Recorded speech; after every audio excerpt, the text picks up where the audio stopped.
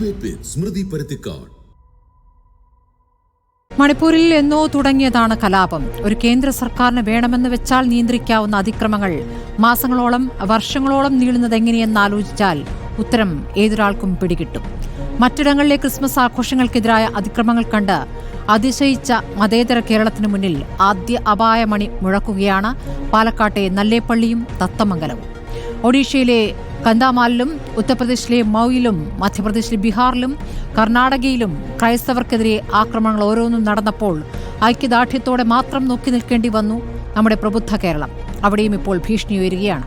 വിശ്വാസം വർദ്ധിപ്പിക്കാൻ കേക്കുമായി വീണ്ടും ഇറങ്ങുമ്പോഴും സഭാ നേതൃത്വത്തിന്റെ ശബ്ദത്തിൽ മൃദുത്വം മാറിയിട്ടില്ല.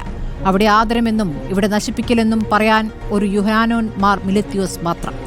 ചോദ്യമിതാണ്, തലോടി തകർക്കലോ?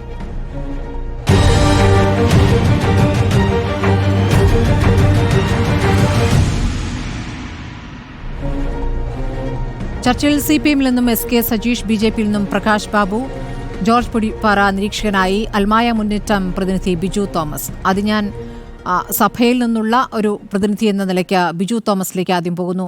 ശ്രീ ബിജു തോമസ്, ഇന്നിപ്പോൾ സഭയിൽ നിന്ന് വന്നിരിക്കുന്ന വ്യത്യസ്ത പ്രതികരണങ്ങളിൽ അൽമായ മുന്നേറ്റത്തിന്റെ നിലപാട് എന്താണ്?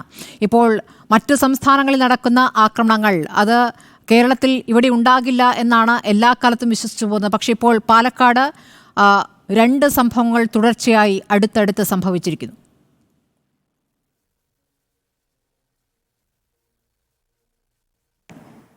ഇവിടെ അൽമായ മുന്നേറ്റത്തിൻ്റെ ഒരു നിലപാട് എന്നതിനേക്കാൾ ഉപരി ക്രൈസ്തവരുടെ നിലപാട് എന്താണ് എന്ന് ആണ് നമ്മൾ വിചിന്തനം ചെയ്യേണ്ടതും പറയേണ്ടതും.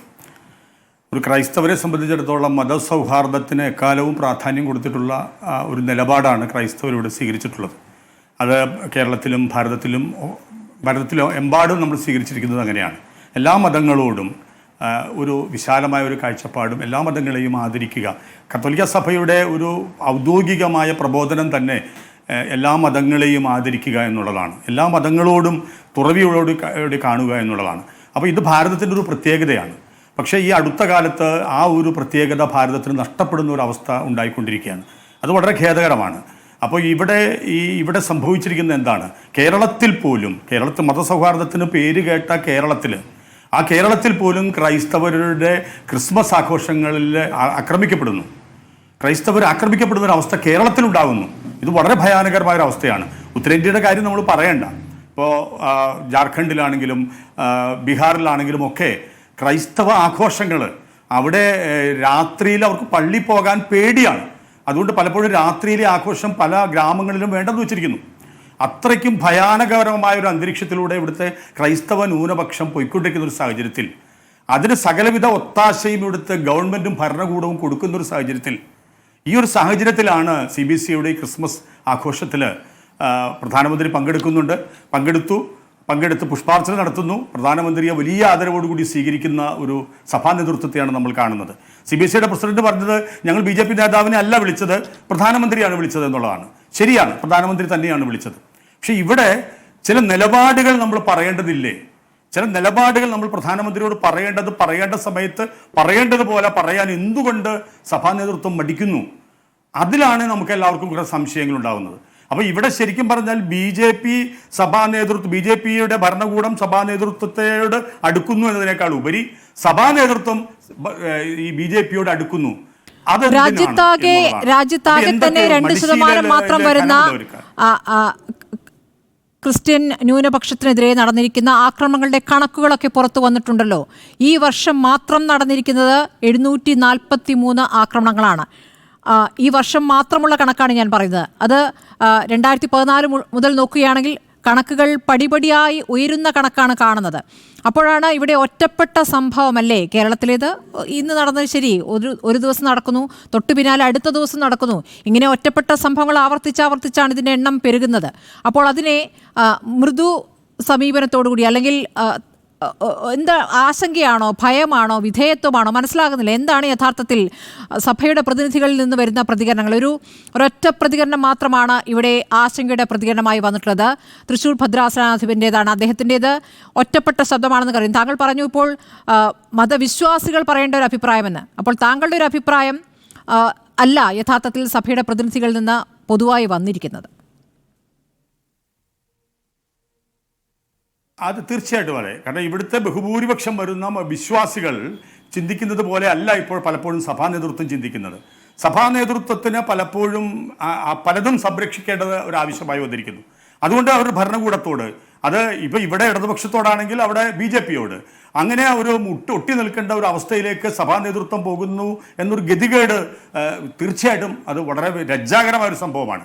വാസ്തവത്തിൽ ക്രിസ്തുവിൻ്റെ നിലപാടാണ് അവർ പറയേണ്ടത്. എന്താണ് ക്രിസ്തു ഇവിടെ ഉണ്ടായിരുന്നെങ്കിൽ എന്ത് നിലപാടെടുക്കുമായിരുന്നു?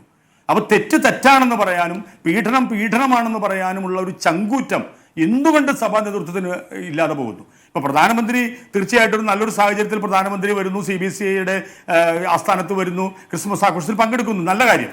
പക്ഷേ പറയേണ്ടത് പ്രധാനമന്ത്രിയോട് നേരിട്ട് പറയാൻ എന്തുകൊണ്ട് കഴിയുന്നില്ല? സ്റ്റാൻ സ്വാമി, ഞാൻ ഉദാഹരണം പറയാം. സ്റ്റാൻ സ്വാമിയുടെ ഒരു കേസ് വന്നിട്ട് ഇവിടുത്തെ സഭാ നേതൃത്വത്തിന്റെ നിലപാടെന്താണ്? എത്ര മെത്രാൻ ഈ സ്റ്റാൻ സ്വാമിയെ കാണാൻ ജയിലിൽ പോയി? അദ്ദേഹം എന്ത് തെറ്റാ ചെയ്തത്?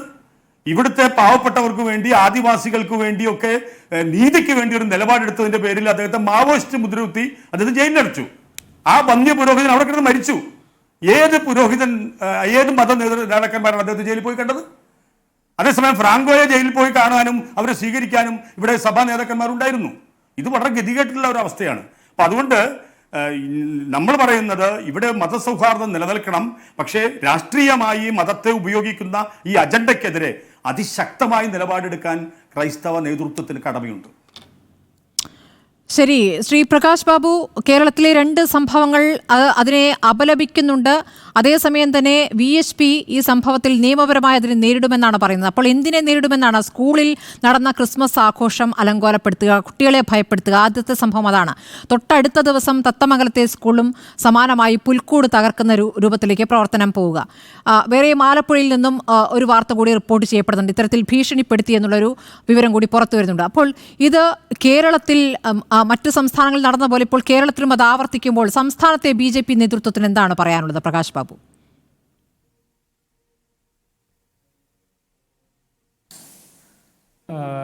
പ്രതി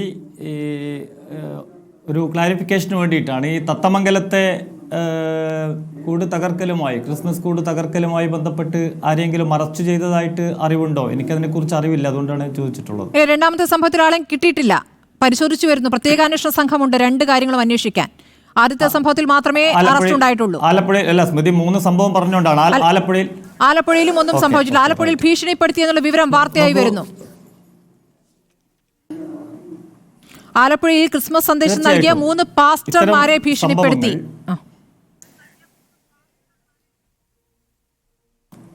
സ്മൃതി, ഇത്തരം സംഭവങ്ങൾ ഒരു കാരണവശാലും കേരളത്തിൻ്റെ പൊതുസമൂഹത്തിൽ ആവർത്തിക്കാനോ അനുവദിക്കാനോ പാടില്ലാത്തത് തന്നെയാണ്.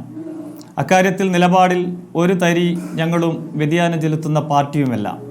അത് ഭീഷണിപ്പെടുത്തലായാലും അതേപോലെ തന്നെ ആസൂത്രിതമായി ക്രിസ്മസ് കൂടുകൾ നശിപ്പിക്കുന്നതായാലും ആഘോഷങ്ങൾക്ക് ഭംഗം വരുത്തുന്ന തരത്തിലുള്ള പ്രവൃത്തികളായാലും ആ നിലപാടിൽ ഭാരതീയ ജനതാ പാർട്ടി തീർച്ചയായിട്ടും ഈ പറഞ്ഞ രീതിയിൽ ക്രൈസ്തവ സമൂഹത്തോടൊപ്പം തന്നെയാണ്. നോക്കൂ, നിങ്ങൾ കഴിഞ്ഞ കുറച്ച് ദിവസങ്ങളായി നമുക്കറിയാം കേരളത്തിൻ്റെ ബഹുമാന്യനായിട്ടുള്ള കേന്ദ്രമന്ത്രി ജോർജ് കുര്യൻ്റെ ഭവനത്തിൽ ഒട്ടനവധി ബിഷപ്പുമാർ അടങ്ങുന്ന അഭിവന്ദ്യരായിട്ടുള്ള സഭാ നേതൃത്വം പങ്കെടുത്തിട്ടുള്ള ക്രിസ്മസ് ആഘോഷം നടന്നു. ഇന്നലെ നമ്മളെല്ലാവരും കണ്ടതുപോലെ ഡൽഹിയിലെ ഗോൾഡൻ ഗാനയിൽ ആരാധ്യനായിട്ടുള്ള പ്രധാനമന്ത്രി മുഖ്യ അതിഥിയായി അഭിവന്ദ്യരായിട്ടുള്ള ബിഷപ്പുമാർ, അതേപോലെ തന്നെ നേരത്തെ ഇവിടെ സൂചിപ്പിച്ചതുപോലെ CBCIയുടെ പ്രതിനിധികൾ ഉൾപ്പെടെയുള്ള വലിയ പരിപാടി. ഇത് രാജ്യത്ത് ഒരു ക്രൈസ്തവ സമൂഹത്തിലുണ്ടായിട്ടുള്ളൊരു പുത്തൻ ഉണർവ് മാത്രമല്ല, കഴിഞ്ഞ 4 വർഷക്കാലമായി ഭാരതീയ ജനതാ പാർട്ടിയെ സംബന്ധിച്ചിടത്തോളം കേരളത്തിലും രാജ്യത്തങ്ങോളം ഇങ്ങോളം പ്രധാനമന്ത്രിയുടെ ആഹ്വാനപ്രകാരം ക്രൈസ്തവ ഭവനങ്ങളിൽ അതേപോലെ തന്നെ ദേവാലയങ്ങളിലൊക്കെ പോയി സ്നേഹ സന്ദേശയാത്ര നടത്തിക്കൊണ്ട് അത് കാണുന്നു പ്രകാശ് ബാബു. അത് ചെയ്തുകൊണ്ടിരിക്കുന്ന ദിവസം തന്നെയാണ് സ്കൂൾ കുട്ടികളെ ഭീഷണിപ്പെടുത്തിയ സംഭവം ഉണ്ടായിട്ടുള്ളത്. പ്രകാശ് ബാബു, അവിടെയാണ് ഈ മാർ മിലിത്യോസിന്റെ പ്രതികരണം. അവിടെയാണ് ശ്രീ പ്രകാശ് ബാബു, മാർ മിലിത്യോസിന്റെ പ്രതികരണം വരുന്നത്. അവിടെ നിങ്ങൾ ചേർത്ത് പിടിക്കുന്നു, അവിടെ ആദരിക്കുന്നു, ഇവിടെ നശിപ്പിക്കുന്നു എന്ന്. അതിനൊരു മറുപടി.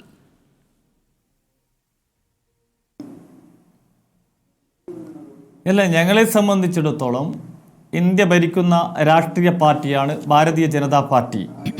നിങ്ങൾ എന്ത് അജണ്ട വെച്ച് ചർച്ച ചെയ്താലും ഈ ക്രിസ്മസിൻ്റെ തലേ ദിവസം എന്ത് വിദ്വേഷവും അല്ലെങ്കിൽ മറ്റെന്തെങ്കിലും തീർക്കാൻ ആരുടെയും മുന്നിൽ കുത്തിവെക്കാൻ നിങ്ങൾ പരിശ്രമിച്ചാലും ഞങ്ങൾക്കൊരു കൃത്യമായിട്ടുള്ള ഒരു നിലപാടുണ്ട്. ഞങ്ങൾ കേരളത്തിലെ ഈ രാജ്യത്തെ ക്രൈസ്തവ സമൂഹത്തോടും ഭാരതീയ ജനതാ പാർട്ടി ചേർന്നു നിൽക്കും, അവരോടൊപ്പം തന്നെ ഉണ്ടാകും. പക്ഷേ ഇവിടെ പ്രശ്നം, ഞങ്ങൾ ഇന്നലെ തന്നെ ഈ പാലക്കാട് സംഭവവുമായി ബന്ധപ്പെട്ട് ഞങ്ങളുടെ പാർട്ടിയുടെ നിലപാട് അത്തരം ക്രിമിനൽ സംഘങ്ങളെ വെച്ചു പൊറുപ്പിക്കാൻ പാടില്ല. അതാരായാലും ഏത് സംഘടനയായാലും തീർച്ചയായിട്ടും അവരെ സമൂഹത്തിൽ നിന്ന് ഒറ്റപ്പെടുത്തണം. അപ്പോൾ VHP തള്ളുന്നു എന്ന് പറയുന്നു ശ്രീ പ്രകാശ് ബാബു.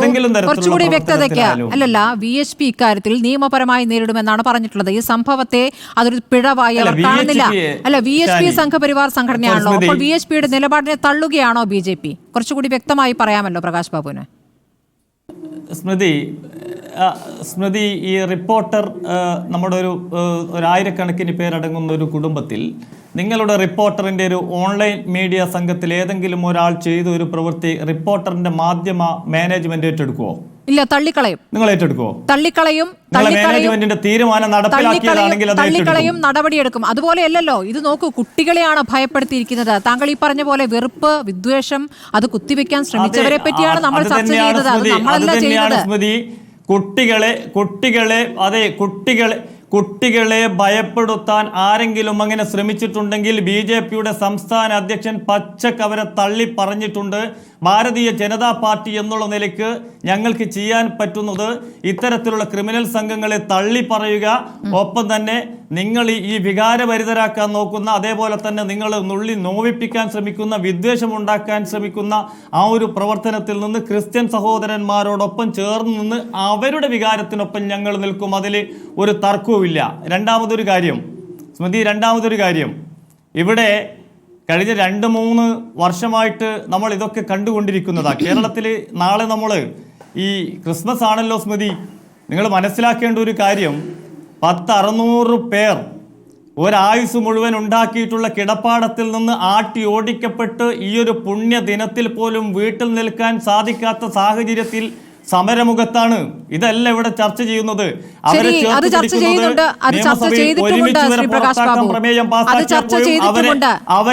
പിടിച്ച പാർട്ടിയാ ഭാരതീയ ജനതാ പാർട്ടി. ആ പാർട്ടിയെ നിങ്ങൾ ഏതെങ്കിലും ഒരു സംഭവത്തിന്റെ പേരിൽ അങ്ങനെ മുദ്രകുത്തി സമൂഹത്തിൽ നിന്ന് ഒറ്റപ്പെടുത്താനുള്ള ക്രിസ്ത്യൻ സമൂഹം ഒരു കാരണവശാലും അംഗീകരിക്കില്ല. ശരി, ക്രിസ്ത്യൻ സമൂഹത്തിന്റെ മുഴുവൻ ഉത്തരവാദിത്തം BJP ഏറ്റെടുക്കണ്ട.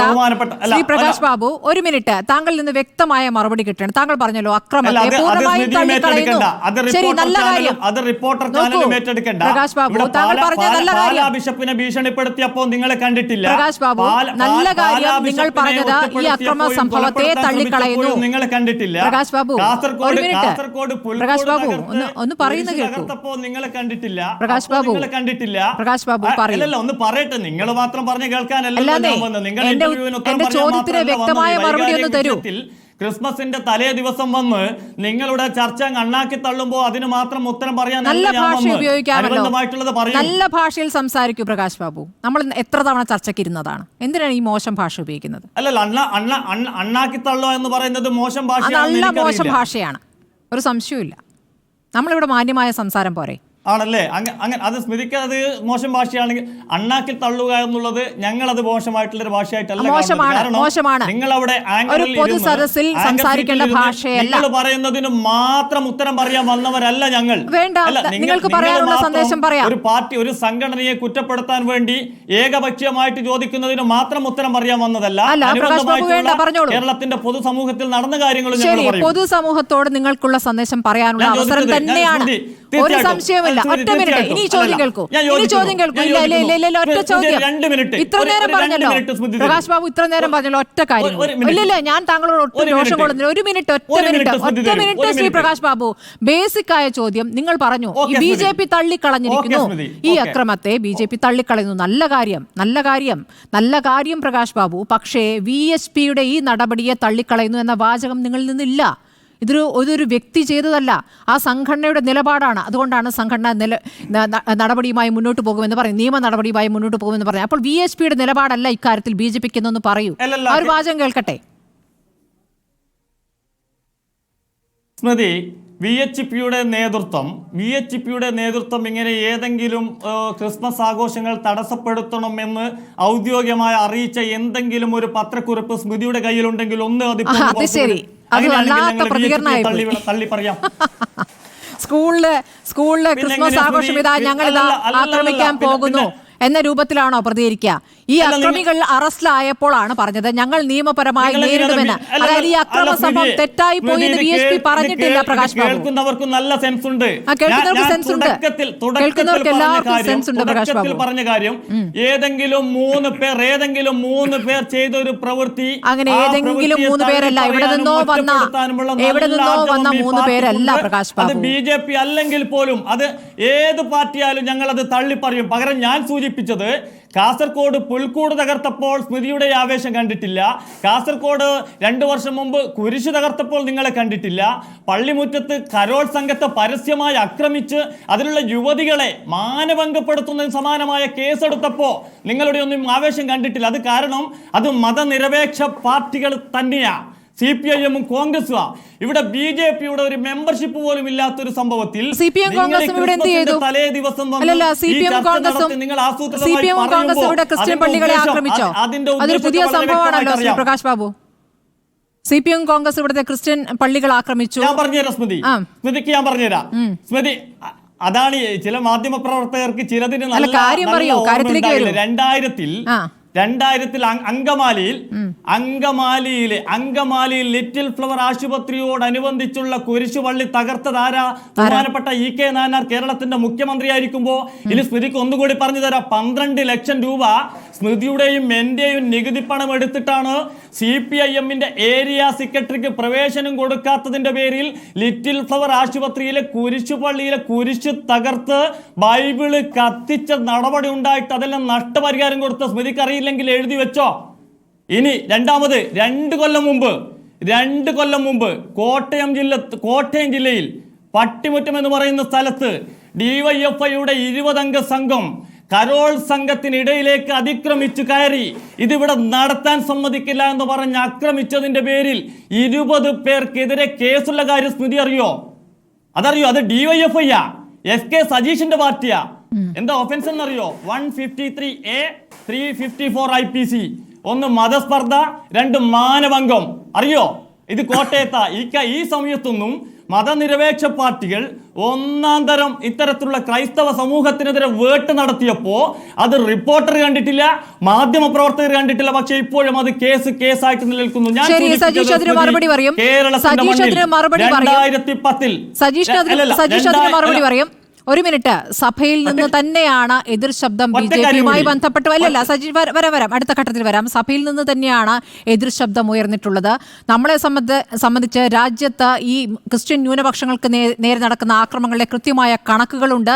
അത് 2014 ശേഷം വർദ്ധിക്കുന്ന കണക്കാണ് എന്ന യാഥാർത്ഥ്യമുണ്ട്. അപ്പോൾ താങ്കൾ പറഞ്ഞ CPMന്റെയും കോൺഗ്രസിന്റെയും കാര്യം, ഇപ്പോൾ CPMന്റെ പ്രതിനിധിയുണ്ട്. അധ്യക്ഷനിലേക്ക് SK സജീഷ്. ഇപ്പോൾ ഉണ്ടായിരിക്കുന്ന തുടർച്ചയായ അക്രമ സംഭവങ്ങൾ, 2 സംഭവങ്ങൾ, സഭയിൽ നിന്ന് വന്നിരിക്കുന്ന 2 തരം പ്രതികരണങ്ങൾ, എങ്ങനെയാണ് CPM അതിനോട് പ്രതികരിക്കുന്നത്?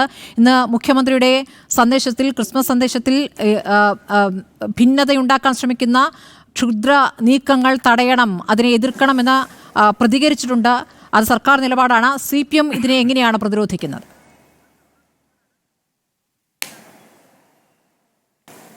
തീർച്ചയായും ഭിന്നതയുണ്ടാക്കാൻ വേണ്ടിയാണ് RSSും BJPയും ശ്രമിച്ചുകൊണ്ടിരിക്കുന്നത് എന്ന് രാജ്യവ്യാപകമായി പരിശോധിച്ചാൽ നമുക്ക് അറിയാവുന്നതാണ്. അതിൻ്റെ ഒരു രീതികൾ കേരളത്തിലേക്കും കൊണ്ടുവരാൻ വേണ്ടിയാണ് ഇവർ പരിശ്രമിച്ചുകൊണ്ടിരിക്കുന്നത്. ഇപ്പോൾ നമുക്കറിയാം, BJP അധികാരത്തിൽ വന്നതിന് ശേഷം രാജ്യത്ത് ക്രൈസ്തവ ന്യൂനപക്ഷത്തിന് നേരെയുള്ള വേട്ടയാടലുകൾ വലിയ തോതിൽ വർദ്ധിച്ചിട്ടുണ്ട്.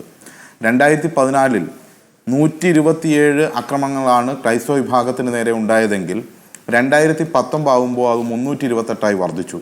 ഇപ്പോൾ 745 ആക്രമണങ്ങളാണ് 2024 നവംബർ വരെയുള്ള കണക്ക് പ്രകാരം വന്നിട്ടുള്ളത് എന്ന് കാണാൻ വേണ്ടി കഴിയും.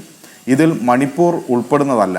മണിപ്പൂരിൽ ക്രിസ്ത്യൻ പള്ളികൾ 209 എണ്ണമാണ് കലാപത്തിൻ്റെ ഭാഗമായി തകർത്ത് കളഞ്ഞത്. ഇവിടെ വിദ്വേഷം കുത്തിവെച്ചാലും ഞങ്ങൾക്ക് കൃത്യമായ നിലപാടുണ്ട് എന്നാണ് ഇവിടെ പ്രകാശ് ബാബു പറയുന്നത്. നിങ്ങൾ ഈ വിദ്വേഷം കുത്തിവെക്കുമ്പോൾ ആരാണ് ഈ വിദ്വേഷം കുത്തിവെക്കുന്നത്? ഈ വിദ്വേഷം കുത്തിവെക്കുന്നത് രാജ്യത്ത് ആരാണ് എന്ന് നമ്മൾ പരിശോധിക്കേണ്ടേ? നിങ്ങൾക്ക് വിചാരധാരയെ തള്ളിക്കളയാൻ വേണ്ടി പറ്റുമോ? വിചാരധാരക്കകത്ത് വളരെ കൃത്യമായി തന്നെ നിങ്ങളുടെ ഏറ്റവും പ്രധാനപ്പെട്ട RSSൻ്റെ സർസംഘചാലകമായി, രണ്ടാമത്തെ സർസംഘചാലകമായിട്ടുള്ള ഗോൾവാർക്കർ എഴുതി വച്ചിട്ടുണ്ടല്ലോ വളരെ കൃത്യമായി. RSSൻ്റെ യഥാർത്ഥ ഉദ്ദേശം എന്ന് വിശദീകരിക്കാനാണല്ലോ ആ പുസ്തകം എഴുതിയത്. അതിനകത്ത് ഒന്നാമത്തെ ശത്രുവായി മുസ്ലിമിനെയും, രണ്ടാമത്തെ ശത്രുവായി ആഭ്യന്തര ശത്രുവായി ക്രിസ്ത്യാനിയെയും, മൂന്നാമത്തെ ശത്രുവായി കമ്മ്യൂണിസ്റ്റുകാരെയും കൃത്യമായിട്ട് എഴുതി വച്ചിട്ടുണ്ടല്ലോ. ആ വിചാരധാരയെ നിങ്ങളിപ്പോൾ തള്ളിക്കളയുന്നുണ്ടോ? മാത്രവുമല്ല, RSSൻ്റെ ഇന്ത്യയിലെ മുഖപത്രം എന്ന് പറയുന്നത് ഓർഗനൈസറാണ്. ഓർഗനൈസറിലൂടെയാണ് RSSൻ്റെ എല്ലാ അഭിപ്രായവും രാജ്യത്ത് രേഖപ്പെടുത്തുക. അത് നമ്മുടെ ഭരണഘടനയെക്കുറിച്ചുള്ള അഭിപ്രായം ഉൾപ്പെടെയുള്ള കാര്യങ്ങളെല്ലാം വരിക. 2023 ജനുവരി മാസം പുറത്തിറങ്ങിയ, ജനുവരി 8-ാം തീയതി പുറത്തിറങ്ങിയ RSSൻ്റെ മുഖപത്രമായ ഓർഗനൈസറിൻ്റെ മുഖചിത്രം ഒരു ക്രിസ്മസ് പപ്പ തിരിഞ്ഞു നിൽക്കുന്നതായിരുന്നു. എന്നിട്ട് അതിന് കൊടുത്ത, ആ മുഖചിത്രത്തിന് കൊടുത്ത അടിക്കുറിപ്പ് എന്ന് പറയുന്നത് ഡിസാസ്റ്റർ ഫെസ്റ്റിവൽ എന്നാണ്, അപകടകരമായ ആഘോഷമെന്നാണ്. ലോകത്തിന് അപകടമുണ്ടാക്കുന്ന ആഘോഷമാണ് ക്രിസ്മസ് എന്ന് നിങ്ങളുടെ മുഖപത്രമായിട്ടുള്ള ഓർഗനൈസറിൽ കൂടെ നിങ്ങൾ പഠിപ്പിക്കുന്നു. ഇവിടെ VHP എന്ന് പറയുന്ന സംഘടനയെയോ ഓർഗനൈസറിനെയോ അതുപോലെ തന്നെ RSSൻ്റെ വിചാരധാരയെയോ ഏതെങ്കിലും ഒന്നിനെ തള്ളിക്കളയാൻ ഈ പ്രകാശ് ബാബുവോ നിങ്ങൾ RSSോ BJPയോ തയ്യാറുണ്ടോ? നിങ്ങൾക്കതിന് സാധിക്കില്ല. നിങ്ങൾ പറഞ്ഞു പഠിപ്പിച്ചു വച്ചതാണിത്, വർഷങ്ങളായി പഠിപ്പിക്കുന്നതാണിത്. ആ പഠിപ്പിച്ചു വച്ചത് തൽക്കാലം നിങ്ങളുടെ രാഷ്ട്രീയ താല്പര്യത്തിന് വേണ്ടി ചിലയിടത്തൊക്കെ അതിൽ ചെറിയ രീതിയിൽ മാറ്റം വരുത്തി അല്ലെങ്കിൽ ആളുകളെ കബളിപ്പിച്ച് മുന്നോട്ട് പോകുമ്പോൾ അത് നിങ്ങളുടെ എല്ലാവരും ഉൾക്കൊള്ളുന്നില്ല എന്നുള്ളത് കൊണ്ട് അവർ നിങ്ങളുടെ അജണ്ടകൾ തന്നെ നടപ്പിലാക്കുന്ന കാഴ്ചയാണ് കണ്ടുകൊണ്ടിരിക്കുന്നത്. അതിന് മറുപടിയായി മറ്റുള്ളവരോട് എന്തെങ്കിലും സംസാരിച്ചുകൊണ്ട് കാര്യമില്ല. CPIM, DYFI ഇതെല്ലാം ക്രിസ്ത്യൻ ന്യൂനപക്ഷത്തിനെതിരായി അക്രമം നടത്തി എന്നങ്ങ് പ്രചരിപ്പിക്കുകയാണ്. കോൺഗ്രസിൻ്റെ നേതൃത്വത്തിൽ അക്രമം നടന്നിട്ടുണ്ട്, ഇങ്ങനെയെല്ലാം പറയുകയാണ്. ഒഡീഷയിൽ വലിയ കലാപം നടന്നിരുന്നു. പ്രകാശ് ബാബുവിന് അറിയാമല്ലോ. നേരിട്ട് ഇതേ VHP RSS സംഘമാണല്ലോ ക്രിസ്ത്യൻ പള്ളികൾ വ്യാപകമായി ആക്രമിച്ചു, മതന്യൂനപക്ഷത്തിൽപ്പെട്ടവരെ ആട്ടിയോടിച്ചു, കാടുകളിലേക്ക് ഓടിച്ചു. ഞായറാഴ്ചത്തെ പ്രാർത്ഥനകൾ പോലും അവർക്ക് നടത്താൻ കഴിയാത്ത സാഹചര്യം വന്നു. ഒരു കെട്ടിടം പോലും വിട്ടുകൊടുക്കരുത് പ്രാർത്ഥിക്കാൻ വേണ്ടി, മുട്ടുകുത്തി പ്രാർത്ഥിക്കാൻ വേണ്ടി എന്ന് പറഞ്ഞു, ഭീഷണിയുണ്ടായി. അവസാനം അവർ എവിടെയാണ് പ്രാർത്ഥിച്ചത്? ഒഡീഷയിലെ CPIMൻ്റെ സംസ്ഥാന കമ്മിറ്റി ഓഫീസിലാണ്. ഓഫീസ് പ്രവർത്തനം നിർത്തിവെച്ച് കലാപബാധിതരായ ആളുകൾക്ക് ഞായറാഴ്ചത്തെ പ്രാർത്ഥനയ്ക്ക് വേണ്ടി പള്ളിയായി വിട്ടുകൊടുത്തത് CPIMൻ്റെ സംസ്ഥാന കമ്മിറ്റി ഓഫീസായിരുന്നുവെന്ന് ദേശീയ മാധ്യമങ്ങൾ ഉൾപ്പെടെ വന്നിട്ടുണ്ട്. നിങ്ങൾ നടത്തുന്ന ഈ ആക്രമണത്തെ എല്ലായിടത്തും പ്രതിരോധിക്കാനും അവരെ സഹായിക്കാനും എല്ലാം ഉണ്ടായിട്ടുണ്ട്. സ്വാമിയെ പോലെയുള്ള ആളുകൾക്ക് എതിരെ നിങ്ങൾ സ്വീകരിച്ച നിലപാടെന്തായിരുന്നു? വിശാലമായ സ്നേഹത്തിൻ്റെ പ്രതീകമാണോ നിങ്ങൾ കാണിച്ചത്? ആ മനുഷ്യനെ ചങ്ങലക്കിട്ട് വിലങ്ങിട്ട് കൊന്നുകളഞ്ഞില്ലേ? അപ്പോൾ നിങ്ങൾക്ക് ഈ സ്നേഹം കണ്ടിട്ടില്ലല്ലോ. ഗ്രഹാം സ്റ്റെയിൻസിനെയും മക്കളെയും ചുട്ടുകൊന്നപ്പോൾ ആ RSSനെ, ആ സംഘപരിവാരത്തെ നിങ്ങൾ ന്യായീകരിക്കുകയല്ലേ ചെയ്തത്? ഇവിടെ ഓരോന്നും കേരളത്തിലുൾപ്പെടെ മരാമൺ കൺവെൻഷൻ തടയുമെന്ന് പ്രഖ്യാപിച്ചിട്ടില്ലേ? പ്രഖ്യാപിച്ചപ്പോൾ സംരക്ഷണം കൊടുത്ത സംഘടനയുടെ പേര് DYFI എന്നായിരുന്നു. ഇതിൻ്റെ വിശാലതകളിലേക്കൊന്നും ഞാൻ പോകുന്നില്ല. ഇത് കാര്യം എല്ലാവർക്കും ബോധ്യമാകും. ചിലർക്കിപ്പോൾ ബോധ്യമായിട്ടില്ല, ചിലർ ബോധ്യമായിട്ടും ബോധ്യമായതായി നടിക്കുന്നില്ല. എന്നാൽ രാജ്യത്താകെയുള്ള കണക്കുകൾ നോക്കുകയാണെങ്കിൽ 2% വരുന്നുള്ളൂ. അപ്പോൾ രാജ്യത്താകെ ക്രിസ്ത്യൻ വിഭാഗത്തിനെതിരെ നടക്കുന്ന ആക്രമണങ്ങളുടെ വലിയ കണക്ക് ഇപ്പോൾ താങ്കൾ പറഞ്ഞു, ആ കണക്കിൻ്റെ പക്കലുമുണ്ട്. പക്ഷേ ഇവിടെ അവരെ കൂടെ കൂട്ടിക്കൊണ്ട് മുസ്ലിം വിരോധം കൂടി ഇഞ്ചക്ട് ചെയ്തുകൊണ്ട് അവരെ കൂടെ കൂട്ടി വോട്ട് പിടിക്കാനുള്ള ശ്രമം ഒരു തരത്തിൽ തൃശ്ശൂർ വിജയിച്ച ഒരു സാഹചര്യം കൂടിയുണ്ട്. ഇപ്പോൾ BJPയുടെ സ്നേഹ സന്ദേശ യാത്ര അത് കഴിഞ്ഞ 2 ക്രിസ്മസുകളിലായി തുടരുന്നു, ഇത്തവണയും അതുണ്ട്. അപ്പോൾ ഇവിടെ ആക്രമണം നടത്തിയത് കൊണ്ട് BJPക്ക് ഗുണമുണ്ടോ അതോ ദോഷമാണോ ഉണ്ടാവുക എന്നൊരു കാര്യം കൂടി ഉണ്ടല്ലോ. അല്ല, അവിടെ നമ്മൾ കാണേണ്ടത് ഇവരെങ്ങനെയാണ് ചേർത്ത് നിർത്തുന്നതെന്നാണ്. അതിന് ലോകത്ത് RSS എന്ന് പറയുന്നത് ഫാസിസ്റ്റ് സ്വഭാവമുള്ള സംഘടനയാണല്ലോ. അതിൻ്റെ ആശയങ്ങൾ കടമെടുത്തത് നമുക്കറിയാം. അതിൻ്റെ വിശദാംശങ്ങളിലേക്കൊന്നും ഞാൻ പോകുന്നില്ല. ഇറ്റലിയിലെയും ജർമ്മനിയിലെയും ഫാസിസ്റ്റുകളിൽ നിന്നാണ്. അവിടെ ജർമ്മനിയിലെ ഫാസിസത്തിൻ്റെ കാലത്ത് ഹിറ്റ്ലറുടെ ഈ മോദിയെ പോലെയുള്ള മനോഹരമായ വാക്കുകൾ അവിടെയുള്ള പലരെയും ആകർഷിച്ചിരുന്നു. ഇതുപോലെ തന്നെ അതിൻ്റെ ഭാഗമായി അവിടെ അതിൽ വീണുപോയ ഒരു പാസ്റ്റർ ഉണ്ടായിരുന്നു, നമ്മളെല്ലാം കേട്ടിട്ടുണ്ടല്ലോ, പാസ്റ്റർ നിയോ മുള്ളർ എൻ്റെ ജീവിതാനുഭവത്തിൽ നിന്ന് ഈ ഫാസിസത്തെക്കുറിച്ച് എഴുതി വെച്ചിട്ടുണ്ട്. ആദ്യം അവർ തൊഴിലാളികൾക്ക് നേരെ വന്നു, അപ്പോൾ ഞാനൊന്നും മിണ്ടിയില്ല, കാരണം ഞാനൊരു തൊഴിലാളിയായിരുന്നില്ല. പിന്നീട് അവർ ജൂതന്മാർക്ക് നേരെ വന്നു, അപ്പോഴും ഞാൻ മിണ്ടിയില്ല, കാരണം ഞാൻ ജൂതനായിരുന്നില്ല. പിന്നീട് അവർ കത്തോലിക്കർക്ക് നേരെ വന്നു, അപ്പോഴും മിണ്ടിയില്ല, ഞാൻ അതിൽപ്പെട്ട ആളായിരുന്നില്ല. പിന്നീട് കമ്മ്യൂണിസ്റ്റുകാർക്ക് നേരെ വന്നു, അപ്പോഴും ഞാൻ മിണ്ടിയില്ല, ഞാൻ കമ്മ്യൂണിസ്റ്റ് ആയിരുന്നില്ല. പലർക്ക് നേരെയും വന്നു, അപ്പോഴും ഞാൻ മിണ്ടിയില്ല, കാരണം കാരണം ഞാൻ അവരിലൊരാളായിരുന്നില്ല. പിന്നീട് ദ്രംഷ്ട കാട്ടി ഫാസം എനിക്ക് നേരെ വന്നപ്പോൾ എനിക്ക് വേണ്ടി ശബ്ദിക്കാൻ ഇവിടെ ആരും അവശേഷിച്ചിരുന്നില്ല എന്ന് പാസ്റ്റർ നിയോ മുള്ളർ എഴുതി വച്ചത്, ഇതേപോലെ തന്നെ പാതിരിയായ ബഹുമാന്യനായ വ്യക്തി ലോകത്തോട് എഴുതി വച്ചത് RSS ഉൾപ്പെടെയുള്ള ഫാസിസ്റ്റ് സ്വഭാവമുള്ള ഈ സംഘടനകളെ നിങ്ങൾ ജീവിതത്തിൽ തിരിച്ചറിയണം എന്ന നല്ല ബോധ്യത്തോടു കൂടിയാണ്. ആ തിരിച്ചറിവ് ആർക്കുണ്ട്? യോഹന്നാൻ മാർ മാത്യൂസ് എന്ന് പറയുന്ന ബഹുമാന്യനായ തൃശ്ശൂർ ഭദ്രാസന അധിപന് ഉണ്ടായിരിക്കുന്നു. ആ തിരിച്ചറിവ് എല്ലാവർക്കും ഉണ്ടാകുമെന്നുള്ള കാര്യത്തിൽ തർക്കമില്ല. ക്രിസ്ത്യൻ വിഭാഗത്തെ ഇവർ പ്രലോഭിച്ചും ഭീഷണിപ്പെടുത്തിയും തങ്ങളുടെ കൂടെ നിർത്താൻ വേണ്ടി ശ്രമിക്കുന്നു. അത് തങ്ങളെ പറ്റിക്കുകയാണെന്ന് യഥാർത്ഥത്തിൽ അവർക്കറിയാം.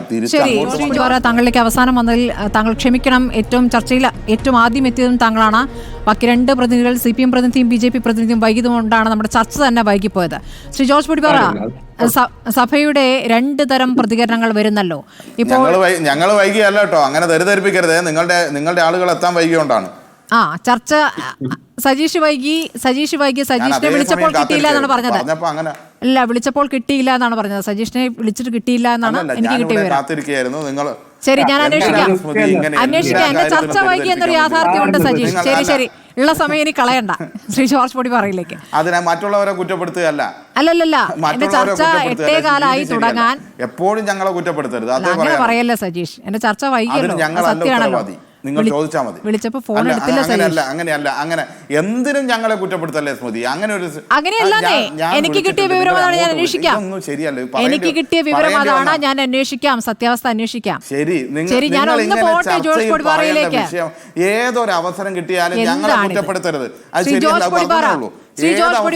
ഞങ്ങളെ കുറ്റപ്പെടുത്തുക ശരിയല്ല. ശ്രീ ജോർജ് പൊടിപ്പാറ, സഭയുടെ 2 തരം പ്രതികരണങ്ങൾ വരുന്നല്ലോ. ഇപ്പോൾ ഡൽഹിയിൽ അവിടെ ചേർത്ത് പിടിക്കുന്നു, ഇവിടെ ആക്രമണം നടത്തുന്നു എന്നുള്ള പ്രതികരണം വന്ന ശേഷം വന്ന പ്രതികരണം അതൊരു ഒറ്റപ്പെട്ട സംഭവമാണ് എന്നാണ് പറയുന്നത്. ശ്രീ ജോർജ് പൊടിപ്പാറ കേൾക്കാമല്ലോ? സഭ പൊതുവിലെടുത്തിരിക്കുന്ന സമീപനം, പ്രധാനമന്ത്രി ആ ചടങ്ങിലേക്ക് വന്നത് ഒരു വലിയ അംഗീകാരമായിട്ടാണ് അതിനെ കാണുന്നത്. പിന്നെ ഇപ്പോൾ ഇവിടെ കേരളത്തിൽ നടന്നിരിക്കുന്ന അക്രമ സംഭവങ്ങൾ അത് ഒറ്റപ്പെട്ടതാണ് എന്നും പറയുന്നു. യഥാർത്ഥത്തിൽ അങ്ങനെയാണോ സഭ ഒന്നാകെ അതിനെ കാണുന്നത്? വിശ്വാസികൾ അതിനെ എങ്ങനെയാണ് കാണുന്നത്? ഇപ്പോൾ നേരത്തെ അൽമായ മുന്നേറ്റത്തിന് പ്രതിനിധി ബിജു തോമസ് പറഞ്ഞത് വിശ്വാസികൾക്ക് അതല്ല നിലപാടെന്നുള്ളതാണ്. താങ്കൾക്ക് എന്താണ് തോന്നുന്നത്? ശ്രുതി, സ്വാഭാവികമായിട്ടും ഇത് ഈ 2 തരത്തിലുള്ള അഭിപ്രായം വരുന്നതിനെ നമുക്ക് എന്താ പറയാ, കുറ്റപ്പെടുത്താനോ അല്ലെങ്കിൽ തള്ളിക്കളയാനോ പറ്റില്ല. 2 രീതിയിൽ തന്നെയാണ് ഇത് വരിക. കാരണം ഇതൊരൊറ്റപ്പെട്ട സംഭവമായിട്ട് കാണാൻ താല്പര്യപ്പെടുന്ന ഒരു വിഭാഗമുണ്ട്. മറിച്ച് ഇത് വരാനിരിക്കുന്ന വലിയ ദുരന്തത്തിന്റെ സൂചനകളാണ് എന്ന് കരുതാൻ ഇഷ്ടപ്പെടുന്ന അല്ലെങ്കിൽ അങ്ങനെ കരുതുന്നവരും ധാരാളമുണ്ട്.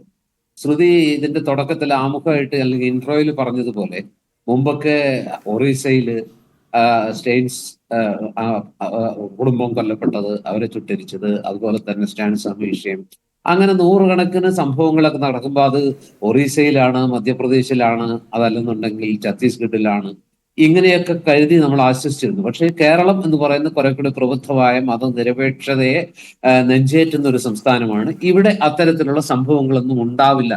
കേൾക്കാമല്ലോ അല്ലെ? കേൾക്കാം. ഇത്തരത്തിലുള്ള സംഭവങ്ങളൊന്നും ഉണ്ടാവില്ല എന്നാണ് നമ്മൾ ആശ്വസിച്ചിരുന്നത്. പക്ഷെ ഇപ്പൊ ഇതാ നമ്മുടെ മുറ്റത്ത് നിന്ന് ഇത് നമ്മുടെ വരാന്തയിലേക്കും വീടിനകത്തേക്കും കയറുന്നതാണ് ഇപ്പൊ നല്ലേപ്പള്ളിയിലും അതുപോലെ തത്തമംഗലത്തും ഉണ്ടായ സംഭവങ്ങൾ സൂചിപ്പിക്കുന്നത്. എത്രയോ കാലമായിട്ട് നമ്മുടെ വിദ്യാലയങ്ങളിൽ, നമ്മുടെ പൊതുസ്ഥലങ്ങളിൽ നമ്മൾ ഈ ക്രിസ്മസ് മാത്രമല്ലല്ലോ ആഘോഷിക്കുന്നത്. ക്രിസ്മസിന്റെ ആഘോഷങ്ങൾ സ്കൂളുകളിൽ നടക്കാറുണ്ട്. അതിനേക്കാൾ എത്രയോ കൂടുതൽ ആഘോഷം ഓണത്തോടനുബന്ധിച്ച് നമ്മുടെ ദേശീയോത്സവമായ ഓണാഘോഷങ്ങൾ നടക്കുന്നു. അപ്പോഴൊന്നും ആരും ഈ ആരോപണങ്ങളുമായിട്ട് ഓണാഘോഷം നടക്കുമ്പോൾ അത് മതപരമായ ഒരു ആചാരമാണ് അല്ലെങ്കിൽ മതാഘോഷമാണ്, അത് പാടില്ല, അങ്ങനെ ഒരു ആരോപണമൊന്നും ആരും ഉയർത്താറില്ല. അങ്ങനെ കാണേണ്ട ഒരു സംഗതി തന്നെയാണ് ക്രിസ്മസ് ആഘോഷവും. കരോളും അതുപോലെ തന്നെ പുൽക്കൂടും മനോഹരമായ ഒരു ഉത്സവമാണ്. പ്രത്യേകിച്ച് ഒരുപക്ഷെ ഏറ്റവും നല്ല കാലാവസ്ഥയിൽ നല്ല മഞ്ഞും തണുപ്പും ഒക്കെ കുളിരും ഒക്കെ ഉള്ള ഒരു സമയത്ത് നടക്കുന്ന ഒരു ആഘോഷം, ഒരു ഉത്സവം. സ്വാഭാവികമായിട്ടും ഈ ഉത്സവങ്ങളെയൊക്കെ നമ്മൾ ആഘോഷിക്കുമ്പോൾ നമ്മൾ അറിയാതെ തന്നെ ആ നന്മകളെ, അത് ഉയർത്തുന്ന സന്ദേശങ്ങളെ, അതിന്റെ സൗന്ദര്യത്തെയൊക്കെ നെഞ്ചേറ്റുകയാണ്. അതിനകത്ത് ഈ മതം വല്ലാതെ അങ്ങോട്ട് കടത്തി വിടുമ്പോഴാണ് ഈ പ്രശ്നവും അസഹിഷ്ണുതയൊക്കെ ഉണ്ടാകുന്നത്. അപ്പൊ ഇതിനെയൊക്കെ ഇപ്പോ നമ്മൾ അമ്പരക്കേണ്ട ഒരു കാര്യം ഇതാണ്. ഈ തത്തമംഗലത്തെ സ്കൂളിലേക്ക് അല്ലെങ്കിൽ നല്ലേപ്പള്ളിയിലെ സ്കൂളിലേക്ക് അത് ആരും ആവട്ടെ, വിശുദ്ധ പരിഷത്താണോ അവരുടെ പേരിലാണ് ആരോപണം ഉയരുന്നെങ്കിലും അവർ തന്നെയാണോ ഇനി മറ്റാരെങ്കിലും ആണോ അവർ അറസ്റ്റിലാവുന്നത് വരെ അവർ പിടിയിലാവുന്നവരെ നമുക്ക് 100% പറയാൻ പറ്റില്ല. ഇതിലിപ്പോ സൂചനകൾ അങ്ങനെയാണ് കാണുന്നത്. പക്ഷെ പ്രശ്നം എന്താന്ന് വെച്ചാൽ ഇതിപ്പോ ഇന്ന് തത്തമംഗലത്തും നല്ലേപ്പള്ളിയിലുമാണ്, നാളെ കേരളത്തിൽ എവിടേക്കും അത് പടരാം. അങ്ങനെ വന്നാൽ അത് സൃഷ്ടിക്കുന്ന ഒരു സാമൂഹ്യ അന്തരീക്ഷത്തിൽ നമ്മുടെ ഈ എന്താ പറയാ മതേതര മതനിരപേക്ഷ സമൂഹ അന്തരീക്ഷത്തിൽ സൃഷ്ടിക്കുന്ന ആ ഒരു ആഘാതം, അതിന്റെ ഒരു മുറിവ് അത് എത്ര വലുതായിരിക്കും എന്ന് ആലോചിച്ച് നോക്കുക. നമ്മൾ ഈ ആഘോഷിക്കുന്ന അല്ലെങ്കിൽ നമ്മൾ ഏറ്റവും വലിയ പ്രബുദ്ധ കേരളം, ദൈവത്തിന്റെ സ്വന്തം നാടെന്നൊക്കെ ആഘോഷിക്കുന്ന അങ്ങനെ നെഞ്ചേറ്റുന്ന ഈ സംസ്ഥാനത്ത് ഇത്രത്തോളം അസഹിഷ്ണുതയും അതുപോലെ തന്നെ എന്താ പറയാ മതവിരുദ്ധത, അപരമത വിദ്വേഷവും ഉണ്ടാവുക എന്ന് പറഞ്ഞാൽ നമുക്ക് വെച്ച് പൊറിപ്പിക്കാൻ പറ്റുമോ? ഇത് നുള്ളിക്കളയേണ്ട, വെറുതെ നുള്ളിക്കളയല്ല, ഇത് ഈ എന്താ പറയാ കരിച്ചു കളയേണ്ട ഒരു വികാരമാണ്. പ്രകാശ് ബാബു എന്റെ വികാരത്തെ ഞാൻ ഉൾക്കൊള്ളുന്നു. അത് ഒറ്റപ്പെട്ട സംഭവമാണ്, ഞങ്ങൾ അതിനെ അംഗീകരിക്കില്ല. അത് ഒരു പരിധി വരെ നമുക്കത് മുഖവിലേക്ക് എടുക്കേണ്ടി വരും. കാരണം സമീപകാലത്തൊക്കെ BJPയും അതുപോലെ തന്നെ ഈ പറഞ്ഞ RSS അടക്കമുള്ളവരെല്ലാം ക്രിസ്തീയ സഭകളുമായിട്ട് കൂടുതൽ അടുപ്പത്തിന് ശ്രമിക്കുന്നുണ്ട്. അപ്പൊ അതുകൊണ്ട് തന്നെ അങ്ങനെ അടുപ്പത്തിന് ശ്രമിക്കുകയും ഒരളവിലെങ്കിലും അതിലൊക്കെ വിജയിച്ചുകൊണ്ടിരിക്കുകയും ചെയ്യുന്ന ഒരു പശ്ചാത്തലത്തിൽ ക്രിസ്മസ് ആഘോഷത്തിന്റെ പേരിൽ എവിടെയെങ്കിലും സ്കൂളുകളിലോ മറ്റേതെങ്കിലും സ്ഥാപനങ്ങളിലോ കരോളും അതുപോലെയുള്ള പുൽക്കൂടും ഒക്കെ അനുവദിക്കില്ല എന്ന് പറഞ്ഞ ആ രീതിയിൽ ആക്രമണം നടത്തുന്നു എന്ന് പറയുന്നത് ഏതായാലും ഇവിടുത്തെ BJP നേതൃത്വമോ അല്ലെങ്കിൽ സംഘപരിവാർ നേതൃത്വമോ RSS നേതൃത്വമോ അറിഞ്ഞുകൊണ്ട് ബോധപൂർവ്വം ഒരു ഗൂഢാലോചന നടത്തി സംഭവിച്ചതാകാൻ സാധ്യത. ശ്രീ ജോർജ് പൊടിപ്പാറ, ഇവിടെ ഇപ്പോൾ സഭയുടെ പ്രതികരണമായി വരുമ്പോൾ സഭ പറഞ്ഞത് സഭയ്ക്ക് രാഷ്ട്രീയമില്ല, പ്രധാനമന്ത്രിയാണ് വന്നത്, അല്ലാതെ മോദി എന്ന രാഷ്ട്രീയ നേതാവല്ല വന്നത് എന്നൊരു പ്രതികരണം നടത്തുന്നു.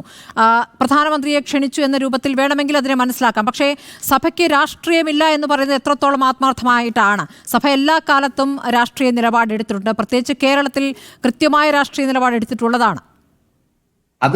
അതെല്ലാ കാലത്തും ഈ പറഞ്ഞ എല്ലാ ക്രൈസ്തവ സഭകൾ എപ്പോഴും പറയും ഞങ്ങൾക്ക് അങ്ങനെ പ്രകടമായ രാഷ്ട്രീയമില്ല. ഇതിപ്പോ NSS പോലും പറയുന്നത് ഞങ്ങൾക്ക് രാഷ്ട്രീയമില്ല, ഞങ്ങൾ സമദൂരാണ്. ഇതെല്ലാ കാലത്തും സഭാ നേതൃത്വം പറയുന്ന ഒരു കാര്യമാണ്. പക്ഷെ അവർക്ക് പച്ചയായ രാഷ്ട്രീയം രാഷ്ട്രീയ പാർട്ടിയല്ല, രാഷ്ട്രീയ എന്താ പറയാ പള്ളികളിൽ ഇന്ന ആർക്ക് വോട്ട് ചെയ്യണമെന്നൊന്നും പറയില്ല.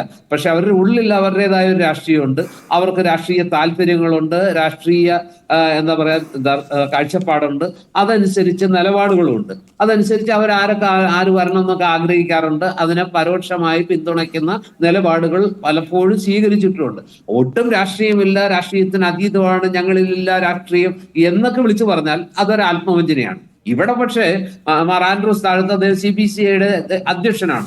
അദ്ദേഹം സ്വാഭാവികമായിട്ടും അവിടെ നടക്കുന്ന CBCയുടെ ആഭിമുഖ്യത്തിൽ നടക്കുന്ന ഒരു ക്രിസ്മസ് ആഘോഷത്തിലേക്ക് പ്രധാനമന്ത്രി ശ്രീ നരേന്ദ്രമോദിയെ വിളിക്കുമ്പോൾ അത് ഒരു പക്ഷേ അദ്ദേഹം പറഞ്ഞ സത്യമായിരിക്കും. BJP നേതാവ് എന്നുള്ള ആ ഒരു ബാനറിലല്ല, മറിച്ച് ഇന്ത്യയുടെ പ്രധാനമന്ത്രി എന്നുള്ള നിലയ്ക്ക് CBCയുടെ ക്രിസ്മസ് ആഘോഷത്തിൽ പങ്കെടുക്കാൻ അദ്ദേഹത്തെ ക്ഷണിക്കുന്നു. അദ്ദേഹം ആ ക്ഷണം സ്വീകരിച്ചു വരുന്നു.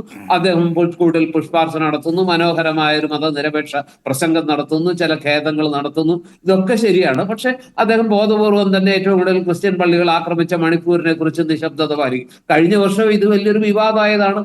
ആ ക്രൈസ്തവ ചടങ്ങിൽ പങ്കെടുത്ത മോദിയോട് മതമേലധ്യക്ഷന്മാരും ക്രൈസ്തവ മേലധ്യക്ഷന്മാർ ആരും മണിപ്പൂരിനെ കുറിച്ച് സംസാരിച്ചില്ല, എന്തുകൊണ്ട് ചോദിച്ചില്ല എന്ന ചോദ്യം കഴിഞ്ഞ വർഷം ദിവസങ്ങളോളം നീണ്ട ചർച്ചകൾക്ക് വിധേയമായതാണ്. ഇക്കുറിയും അതൊക്കെ തന്നെയാണ്.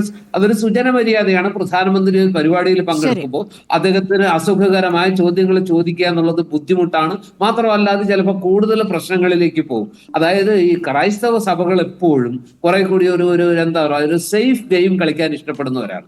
അവര് ഏകപക്ഷീയമായിട്ടുള്ള വല്ലാത്ത കളിക്കുമ്പോഴും ഇവിടെ സേഫ് അല്ലാതാകുന്നു എന്നുള്ളതാണല്ലോ നമ്മുടെ ചർച്ചയ്ക്ക് അടിസ്ഥാനം. സത്യം. അതായത് ആഫ്റ്റർ ഇഫക്റ്റ്. ഏതായാലും യോഹന്നാൻമാർ മിലിത്തോസ് തിരുമേനി പറഞ്ഞ കാര്യത്തെ കുറിച്ച് ഒരു വാക്ക് പറഞ്ഞുകൊണ്ട് ഞാൻ നിർത്താം. തീർച്ചയായിട്ടും അദ്ദേഹം വളരെ ആർജവത്തോടെയാണ് സംസാരിച്ചത്. അതിന്റെ പെട്ടെന്ന് അദ്ദേഹത്തിന് സ്ട്രൈക്ക് ചെയ്തത് ഒരു വശത്ത് ഡൽഹിയിൽ പുൽക്കൂട്ടിൽ പുഷ്പാർച്ചന നടത്തുന്ന രാജ്യത്തെ ഏറ്റവും മഹാനായ നേതാവ് അല്ലെങ്കിൽ ഏറ്റവും വലിയ നേതാവ് ഇന്ത്യയുടെ പ്രധാനമന്ത്രി, മറുവശത്ത് പാലക്കാടിന്റെ ഒരു കുഗ്രാമായ നല്ലേപ്പള്ളിയിലും തത്തമംഗലത്തും അവിടുത്തെ സാധാരണ സാധാരണ കുട്ടികളെ ക്രിസ്മസ് ആഘോഷത്തിന് കരോള് പാടാൻ ശ്രമിക്കുന്നതിന്റെ പേരിൽ ഭീഷണിപ്പെടുത്തുന്ന ആ കുട്ടികൾ തയ്യാറാക്കി വെച്ച മനോഹരമായ പുൽക്കൂട് സാമൂഹ്യ വിരുദ്ധര് ആരുമാവട്ടെ അവർ ഒന്ന് നശിപ്പിക്കുന്നു. അപ്പൊ ഇതിനകത്തൊരു വല്ലാത്തൊരു വൈരുദ്ധ്യമുണ്ട്, വല്ലാത്തൊരു പൊരുത്തക്കേടുണ്ട്, നമ്മളെ വിഹ്വലരാക്കുന്ന ചില യാഥാർത്ഥ്യങ്ങളുണ്ട്. അത് നേരത്തെ പലരും ചൂണ്ടിക്കാണിച്ചുകൊണ്ട് ഞാനത് പറയുന്നില്ല എന്ന് മാത്രമേ ഉള്ളൂ. നമുക്ക് ആശങ്കപ്പെടാൻ, നമുക്ക് ഭയപ്പെടാൻ, ഇതൊക്കെ വരാനിരിക്കുന്ന വലിയ വിപത്തുകളുടെ നാന്ദിയായിട്ട് ഇതിനെ കാണേണ്ടി വരും. ഒരു ഇടവേള കൂടി ശ്രീ ബിജു തോമസ് ഒന്ന് ചുരുക്കി പറയണം. ഇപ്പോൾ സഭയുമായി അടുക്കാനുള്ള ശ്രമങ്ങൾ ഒരു വശത്ത് BJP നടത്തുന്നുണ്ടല്ലോ. കേരളത്തിൽ ഇപ്പോൾ സ്നേഹ സന്ദേശ യാത്ര, കേക്കൊക്കെ നൽകിക്കൊണ്ട് നേതാക്കളടക്കം ബിഷപ്പുമാരെ കാണുന്നു. അത് ഒരു തരത്തിൽ BJPക്ക് ഗുണം ചെയ്യുന്നുണ്ട് ഒരു വശത്ത്. ഇപ്പോൾ തൃശ്ശൂരിൽ സുരേഷ് ഗോപിയുടെ വിജയത്തിൽ സഭയുടെ വലിയ പങ്കുണ്ടല്ലോ. അപ്പോൾ അതിനൊരു തുടർച്ച ഉണ്ടാകുമോ? ഇപ്പോൾ ഉണ്ടാകുന്ന അക്രമ സംഭവങ്ങൾ ഇതിനൊരു തടസ്സമാകുമോ? ഇവിടെ ശ്രീ പൊടിപ്പാറ പറഞ്ഞ അഭിപ്രായത്തോട് ഞാൻ 100% യോജിക്കുകയാണ്. ഇവിടെ ഒരു കാര്യമുള്ളത്, നമ്മൾ ശ്രദ്ധിക്കേണ്ട ഒരു കാര്യം എന്ത് പറയുന്നു എന്നുള്ളതല്ല, എന്ത് പ്രവർത്തിക്കുന്നു എന്നുള്ളതാണ് പ്രധാനപ്പെട്ട കാര്യം. ക്രിസ്തുനാഥൻ ഒരു കാര്യം പറഞ്ഞിട്ടുണ്ട്, പിതാവേ പിതാവേ എന്ന് വിളിക്കുന്നവനല്ല, എൻ്റെ പിതാവിൻ്റെ ഹിതം നിറവേറ്റുന്നവനാണ് സ്വർഗ്ഗരാജ്യത്തിൽ പ്രവേശിക്കുക. അപ്പോൾ ഇവിടെ കുറേ മധുരമാക്കുകൾ പറഞ്ഞിട്ട് കാര്യമില്ല, എന്ത് പ്രവർത്തിക്കുന്നു. ഇപ്പോൾ കേരളത്തിൽ ഇത് സംജാതമായിരിക്കുന്നു, ഉത്തരേന്ത്യയിൽ ഇത് വർഷങ്ങളായി ഇത് തുടരുന്നു. ഇപ്പോൾ തന്നെ നമ്മുടെ കണക്കുകൾ സൂചിപ്പിക്കുക, 2 വർഷം മുമ്പുണ്ടായിരുന്ന ക്രിസ്ത്യൻ പള്ളികൾക്കും നേരെ ഇതാകുന്ന ആക്രമണങ്ങളുടെ ഇരട്ടിയായിരിക്കുന്നു ഈ 2024 നവംബർ വരെ. അപ്പോൾ അതിൻ്റെ അർത്ഥം എന്താണ്? എന്തുകൊണ്ട് ഭരണകൂടം ഇതിനെതിരെ നടപടി എടുക്കുന്നില്ല? അപ്പോൾ മണിപ്പൂരിൽ ഇത് സംഭവിച്ചു. എന്താണ് BJP ഗവൺമെൻറ് എടുത്ത നിലപാട്? കോടതി പോലും രൂക്ഷമായി വിമർശിച്ചു. അപ്പോൾ എന്താണ് അവരെടുക്കുന്നത്? അപ്പോൾ ഈ 2 ഇരട്ടത്താപ്പ് നയം ഒരിക്കലും ഒരു പാർട്ടിക്കും ചേർന്നതല്ല. ഇപ്പം ഞാൻ സംസാരിക്കുന്ന ഒരു മതേതര മനസ്സോടുകൂടിയാണ്, ഞാനൊരു രാഷ്ട്രീയ കക്ഷിക്കാരനല്ല. പക്ഷേ ഇവിടെ നിലനിൽക്കേണ്ടത് അതാണ്. പ്രത്യേകിച്ച് കേരളത്തിൽ ശ്രീ പൊടിപ്പാറ പറഞ്ഞതുപോലെ ഇവിടെ ഉണ്ടായിരുന്നൊരു മതേതരത്വം എന്ന് പറയുന്ന പോലെ ഇവിടുത്തെ പ്രത്യേകിച്ച് ക്രിസ്ത്യൻ സ്കൂളുകളിൽ എല്ലാം ആഘോഷിച്ചിരുന്നു. ക്രിസ്മസ് മാത്രമല്ല, ഓണം എത്ര മഹനത്തമായിട്ട് ഞങ്ങളുടെയൊക്കെ പള്ളികളിൽ ഓണം ആഘോഷിച്ചിട്ടുള്ളത്. അപ്പോൾ ഈ ഒരു പാരമ്പര്യത്തെ മടക്കിക്കൊണ്ടുവരണം. ഇപ്പോൾ എന്താ സംഭവിച്ചിരിക്കുന്നത് അറിയാമോ? എല്ലാ മതങ്ങളിലും അകാരണമായൊരു ഭയം വന്നിട്ടുണ്ട്, പ്രത്യേകിച്ച് ന്യൂനപക്ഷങ്ങൾക്ക്. ഇപ്പോൾ ക്രിസ്ത്യൻസിൻ്റെ ഇടയിൽ മുസ്ലിം വികാരം മനഃപൂർവ്വം ഉണ്ടാക്കിക്കൊണ്ടുവന്ന് അവർ പിന്നെ ക്രിസ്ത്യൻ വിഭാഗം മുസ്ലിമിനോട് അവർ എതിർപ്പുണ്ടാക്കിയിരിക്കുകയാണ്. ഇപ്പോൾ അങ്ങനെ ഞങ്ങളുടെ ഇടയിലും ഈ അടുത്ത നാളുകളിൽ ക്രിസ്തീയ തീവ്രവാദികൾ ഉണ്ടായിക്കൊണ്ടിരിക്കുകയാണ്. ഇത് അപകടകരമായ ഒരു സൂചനയാണ്. ഈ ഇടിച്ചു നിന്നില്ലെങ്കിൽ പിടിച്ചു നിൽക്കാൻ കഴിയില്ല എന്നൊരു ഭയം ഇന്ന് മതങ്ങളെ മുഴുവൻ ഗ്രസിച്ചിരിക്കുകയാണ്. തീർച്ചയായും ചർച്ച ചെയ്യേണ്ട വിഷയമാണ്. പക്ഷേ നമുക്ക് സമയക്കുറവുകൊണ്ടാണ് ശ്രീ ബിജു തോമസ്, നമുക്ക് മറ്റൊരു അവസരത്തിലാകാം. ഇനി ഒരു അക്രമ സംഭവത്തിന്റെ പേരിൽ ഒരു ചർച്ച നടത്തേണ്ടി വരാതിരിക്കട്ടെ എന്ന് ആഗ്രഹിക്കാം. സജീഷ്, ഞാനൊരു ക്ലാരിറ്റി വരുത്താം. സജീഷിനെ നിരന്തരം 7:30 തൊട്ട് വിളിച്ചുകൊണ്ടിരിക്കുന്നതാണ് കോഴിക്കോട് ബ്യൂറോ എന്ന് അറിയിച്ചത്. താങ്കൾ ബീച്ചിനടുത്തുള്ള സ്ഥലത്തെ പരിപാടിയിലായിരുന്നല്ലോ. അപ്പോൾ അവിടെ ആയിരിക്കുമെന്ന് വിചാരിച്ച് ഞങ്ങളുടെ യൂണിറ്റ് അവിടെ എത്തി. 7:30 കഴിഞ്ഞപ്പോഴാണ് താങ്കൾ DC-യിലാണെന്ന് പറയുന്നത്. അല്ലല്ല, 7:30 മുമ്പൊക്കെ അവരുടെ ഇനി വേണമെങ്കിൽ ഞാൻ നിങ്ങളുടെ ആളുകൾ ഇവിടെ വെറുതെ എന്തിനാ അനാവശ്യ കാര്യങ്ങൾ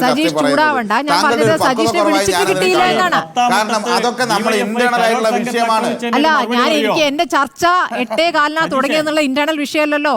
പ്രേക്ഷകർ കാണല്ലേ? അപ്പൊ അല്ലല്ല, പ്രകാശ് ബാബു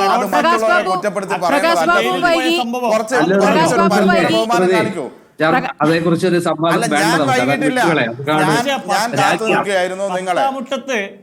അല്ല, അത് ശരിയല്ല.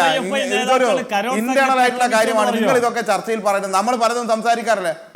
അങ്ങനെ ഒരു സംഭവം ഉണ്ടായിട്ടില്ല പ്രകാശ് ബാബു, വെറുതെ അങ്ങനെ ഒരു സംഭവം ഉണ്ടായിട്ടില്ല. ഇതൊക്കെ നമ്മുടെ മുന്നിലുണ്ട്. പ്രകാശ് ബാബുവിനോട് ചോദിച്ചിരുന്നത് അക്രമ സംഭവത്തെ ന്യായീകരിച്ചവരെ കുറിച്ചാണല്ലോ ഞാൻ പ്രകാശ് ബാബുവിനോട് ചോദിച്ചിരുന്നത്. BJP അപലപിച്ചു എന്ന് പറഞ്ഞു. ശരി, അങ്ങനെയെങ്കിൽ VHPയെ തള്ളിക്കളയുമോ എന്നുള്ളായിരുന്നു ചോദ്യം. ശരി, നമ്മുടെ സമയം കഴിഞ്ഞുകൊണ്ടാണ്, സമയം പൂർണ്ണമായും കഴിഞ്ഞുകൊണ്ടാണ്. വളരെ നന്ദി SK Sajeesh, Prakash Babu, George Podippara, Biju Thomas ചർച്ചയിൽ പങ്കെടുത്തത്.